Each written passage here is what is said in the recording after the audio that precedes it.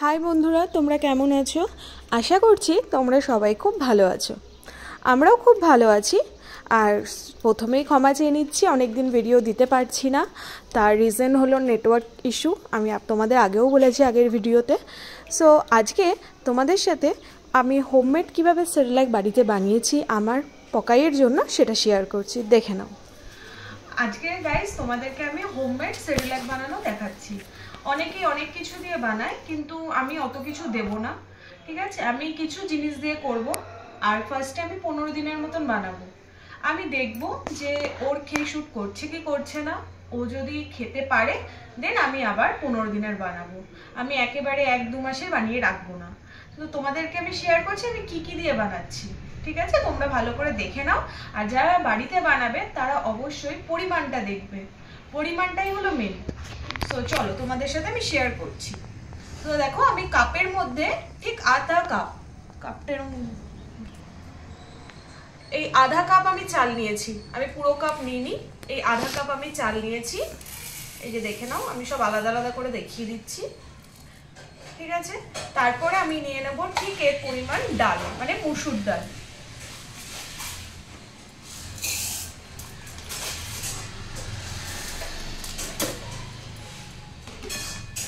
দেখো, আধা পরিমাণেরও একটু কম নিয়েছি মসুর ডাল। খুব বেশি আমি নিইনি, কারণ এর মধ্যে আরো ডাল যাবে। তারপর আমি দিয়ে দেবো মুগ ডাল।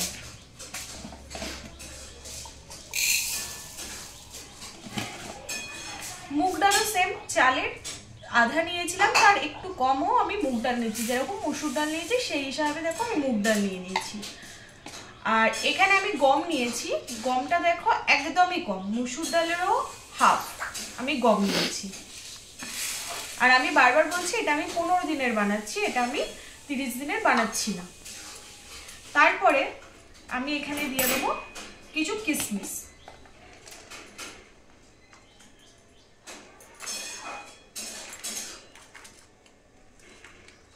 খুব বেশি আমি দিলাম না, কারণ এর মধ্যে খেজুরও যাবে।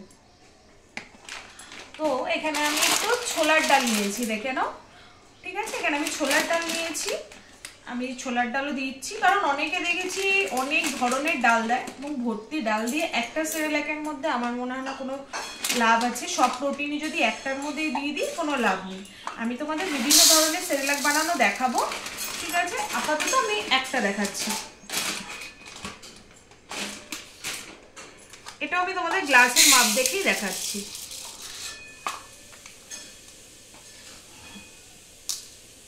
দেখো, যেরকম আমি মসুর ডাল নিয়েছিলাম সেরকমই আমি এটা নিচ্ছি। একটু পজ কর। এবারে দিয়ে দেবো আমি কিছু কাজু।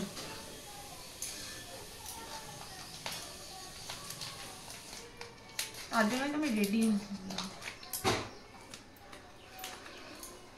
দুধ দিয়ে করলে মানুষ পরিমাণ বুঝতে পারবে। আমি দিয়ে দিলাম এর মধ্যে কিছু কাজু। খুব বেশি কাজু আমি দেব না, এই কটাই আমি দিলাম। এরপর দেবো এর মধ্যে আলমন্ড। আলমন্ড দিচ্ছি আমি, আমন্ড দিইনি এর মধ্যে, ঠিক আছে? তোমরা চাইলে আমি এর মধ্যে পেস্তা দিইনি, আমি এর মধ্যে আমন্ড দিয়েছি। তো তোমরা চাইলে এটা দিতে পারো বা ওটা দিতে পারো, এটা তোমাদের উপর ডিপেন্ড করছে, ঠিক আছে? আমি এটা দিয়েছি। আর সব শেষে আমি একটা জিনিস দেবো, সেটা হলো খেজুর। কারণ একটু মিষ্টি মিষ্টি ভাব না হলে ওরা খেতে চায় না, ঠিক আছে?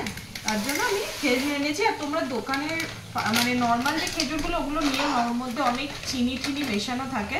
একটু শুকনো টাইপের খেজুরগুলো, যেগুলো ভিজিয়েও রাখলেও হয়, আমি এরকম খেজুর নিয়েছি। একদম দেখো শুকনো, এর মধ্যে কিচ্ছু লাগানো নেই, একদম শুকনো খেজুর।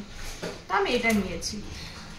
আর আমি এই কটাই দেবো। আর এর মধ্যে আমি আর বেশি কিছু অ্যাড করবো না। হ্যাঁ, নিশ্চয়ই আমি এর মধ্যে অ্যাড করবো, সেটা তোমরা ভিডিওর একদম মিডিলে দেখতে পারবে। তার জন্য পুরো ভিডিওটা তোমাদের দেখতে হবে।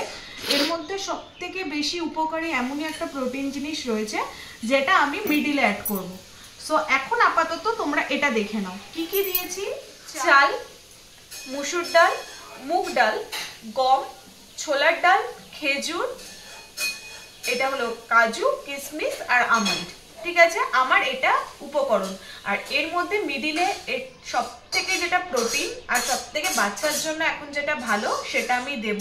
তো সেটা তোমরা ভিডিও দেখতে দেখতেই বুঝতে পারবে। ঠিক আছে, সো এটা তোমরা দেখে নাও।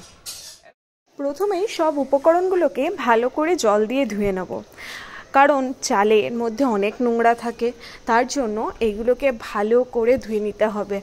আমি 3 থেকে 4 বার ধুয়েছি, যতক্ষণ না সাদা জলের ভাবটা যাচ্ছে। দেখে নাও, ভালো করে ডলে ডলে ধোবে। যদি অনেক সময় ডালের মধ্যে পোকা, কারণ এটা আমরা বাচ্চাদের খাবার করছি, তো আমাদেরকে একটু কেয়ারফুল তো থাকতেই হবে। তার জন্য দেখো আমি ভালো করে এগুলোকে পরিষ্কার জলে ধুয়ে নিচ্ছি। আর আমরা ছোটোবেলায় প্যাকেটের আনা সেরেলাকই খেয়েছি, তোমরাও হয়তো তাই খেয়েছো। কিন্তু আধুনিক যুগের সাথে তাল মিলিয়ে চলতেই হবে, তাই দেখছি সবাই হোমমেড সেরেলাক বানাচ্ছে, তাই আমিও বানিয়ে নিলাম। কিন্তু আমি একটু অন্যভাবে বানিয়েছি, কারণ আমি দেখেছি অনেকের ভিডিওতে অনেক ধরনের উপকরণ দিচ্ছে, মানে ডাল 5-6 রকমের দিচ্ছে। বাট আমি ডাক্তারের সাথে কনসাল্ট করার পর তিনি আমাকে যেভাবে বলেছে আমি ঠিক সেভাবেই করছি। আর এটা সত্যি কথা খুব হেলদি। বাইরের সেরেলাকের থেকে আমার মনে হয় ঘরে বানানো জিনিসই বাচ্চাদের খাওয়ানোটা সব থেকে ভালো। আর আমি আমার বাচ্চাকে চিনি মানে সুগার একদমই দেবো না, বিগত 1 থেকে 1.5 বছর অবধি ডাক্তার না করেছে। তার জন্য দেখো আমি এখানে খেজুর আর কিশমিশ দিয়েছি, যাতে টেস্টটা একটু ভালো হয়। আমরা বড়রাও একটু ভালো খাবার যেমন খেতে ভালোবাসি, ছোটরাও তেমন একটু ভালো খাবার খেতে ভালোবাসে। একটু মিষ্টি মিষ্টি পড়লে ওরা আরও ভালোভাবে খাবে, তার জন্যই আমার এগুলো দিয়ে দেওয়া। তোমরা চাইলে এটাকে স্কিপ করতেই পারো। সো এবার দেখো আমার এগুলো ধোয়া কমপ্লিট হয়ে গেলে এগুলোকে ভালো করে রোদে শুকাতে হবে। আর কলকাতায় যা গরম পড়েছে, যা রোদ, আমার মনে হয় 1 ঘন্টার বেশি তো শুকাতে তোমাদেরও টাইম নেবে না, যা গরমে। আর সত্যি বলতে আমরা যারা নতুন মা, তারা বাচ্চারা কিভাবে পুষ্টি পাবে, কোনটা ওদের জন্য ভালো, কি খেলে ওদের ভালো হয়, ওদের হেলথের জন্য ভালো, সো এইগুলো নিয়ে আমরা খুবই চিন্তিত। প্রত্যেকেই, আমরা বলতে নেই, ইউটিউব হোক, এর কাছে হোক, তার কাছে হোক, আমরা জিজ্ঞাসাই করে থাকি যে তোমরা তোমাদের বাচ্চাদের কি খাওয়াও। কিন্তু একটা জিনিস আমরা অনেকেই ভুল করি, আমরা লোকের কাছ থেকে জিজ্ঞাসা করে সেটাই আমাদের বাচ্চাদের উপর অ্যাপ্লাই করি। বাট সব বাচ্চার শরীর, সব বাচ্চা সমান হয় না। কিছু বাচ্চার কিছু জিনিস শ্যুট করলেও কিছু বাচ্চা সেটা নাও করতে পারে। তার জন্যই দেখো আমি কিন্তু বেশি করিনি, 15 দিনের মতন করেই বানাচ্ছি। ফার্স্টে আমি ওকে খাইয়ে দেখব ওর কি এটা শ্যুট করছে, না ও বমি করছে, না ওর কোনো প্রবলেম হচ্ছে শরীরে। যদি এরকম কিছু হয় তাহলে আমি সেটা আর খাওয়াবো না। কিন্তু তাই বলে 1 মাসের জন্য গাদা বানিয়ে সেটাকে নষ্ট করা, ফেলে দেওয়ার কোনো মানেই হয় না। দেখো ভালো করে শুকিয়ে গেলে কড়াটা ভালো করে গরম করে নেব। আর গরম করে নেওয়ার পর যেই আমি সেরেলাকটা বানানোর জন্য যা উপকরণগুলো নিয়েছিলাম সেটা ভালো করে কড়াইতে ভেজে নেব। আর সবসময় নাড়াতে থাকবে, কারণ নিচটা যদি একটু পুড়ে যায় না, তাহলে টেস্টটাও ভালো লাগবে না, জিনিসটাও নষ্ট হবে, আর বাচ্চারা খেতেও চাইবে না। তার জন্য ভালো করে গরম করে নেব। আর তোমাদের বলেছিলাম না, মাঝখানে আমি এমন একটা উপকরণ দেব যেটা বাচ্চাদের জন্য খুব উপকারী, এটা হলো মাখানা। আর সত্যি বলতে এটা শুধু বাচ্চাদের নয়, বড়রাও যদি এটা খেতে পারে খুব উপকার। এটার মধ্যে প্রচুর পরিমাণে প্রোটিন আছে, যেটা বাচ্চাদের বৃদ্ধির জন্য সাহায্য করবে। আর তোমরাও অবশ্যই সেরেলাকেই মাখানাটা দেবে, মাখানা বাচ্চাদের জন্য খুব উপকারী। সো এটাকে ভালো করে ভেজে নেবে, যতক্ষণ না ব্রাউন কালার আসছে হালকা, ততক্ষণ তোমরা ভাজতে থাকবে। তাই বলে এটা নয় যে কড়াইতে রেখে চলে গেলে, মিডিয়াম আছে এটাকে বারবার নাড়াতে থাকবে। আর দেখো আমি এখানে খেজুরগুলোও দিয়ে দিয়েছি, কারণ খেজুরের মধ্যে না হালকা হালকা ভেতরে একটু জল ভাব থাকলে ভালো করে মিক্সারে গ্রাইন্ড হবে না, তো তার জন্য আমি এটাকেও ভালো করে ভেজে নিচ্ছি। আর এগুলো ভাজা হচ্ছে কি না সেটা একবার চেক করে নেবে, কারণ মাখানা যদি এমনি সময় নাও তাহলে সেটা হয়ে থাকে নরম, কিন্তু ভাজার পর সেটা পুরো একদম ড্রাই হয়ে যায়, আর মুখে দিলেই বেশ কড়মড়ি আওয়াজ হয়। তো সেটা একবার তোমরা চেক করে নেবে, তারপর এটাকে নামাবে। আর তোমরা চাইলে অবশ্যই মাখানার ড্রাই ফ্রুটসগুলোকে আলাদা করেও ভেজে নিতে পারো, বাট আমি এখানে সবগুলো একসাথেই ভেজেছি। তোমাদের যেটা সুবিধা হয় তোমরা সেটাকেই বেছে নিও। এবার দেখো হালকা হালকা দেখো ব্রাউন কালার চলে আসছে, আর আমি এটাকে কন্টিনিউ নাড়িয়ে যাচ্ছি যাতে নিচটার মধ্যে ধরে না যায়, জ্বলে না যায়।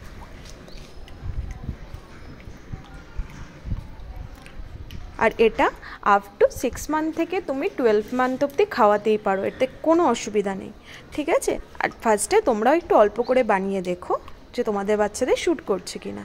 এখানে দেখো আমি একটা মাখানা নিয়ে দেখছিলাম যে এটা ভালো করে ভাজা হয়েছে কিনা।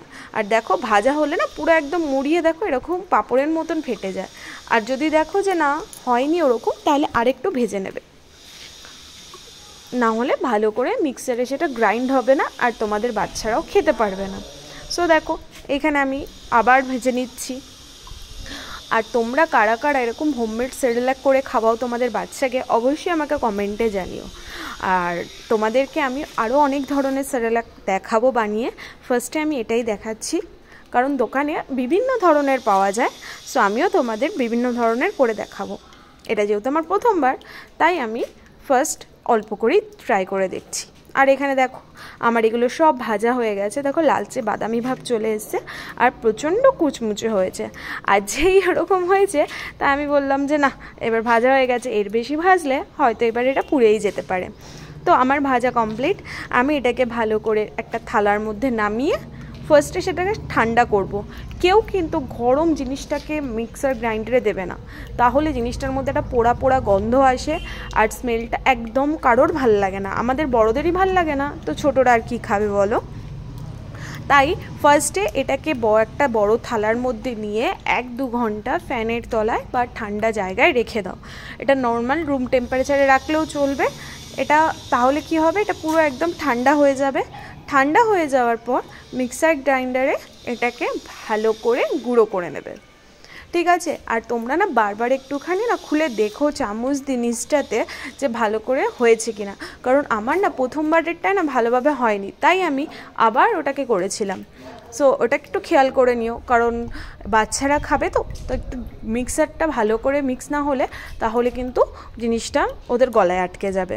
তো আমি এখানে দেখো ভালো করে গ্রাইন্ড করে নিচ্ছি দুবারে জিনিসটা।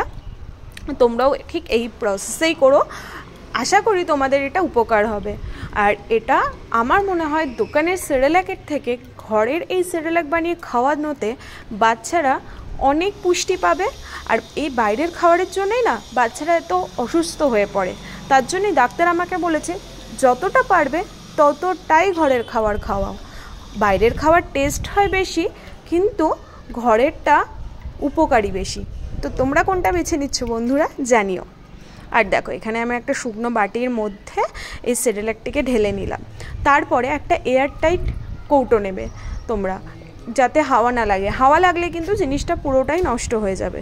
তার জন্য আমার ছানা যে দুধের কৌটোগুলো খায় আইসোমিল, তার সেটা খুব ভালো কন্টেনার এয়ারটাইট। সো তার জন্য আমি ওটার মধ্যেই স্টোর করে নিলাম।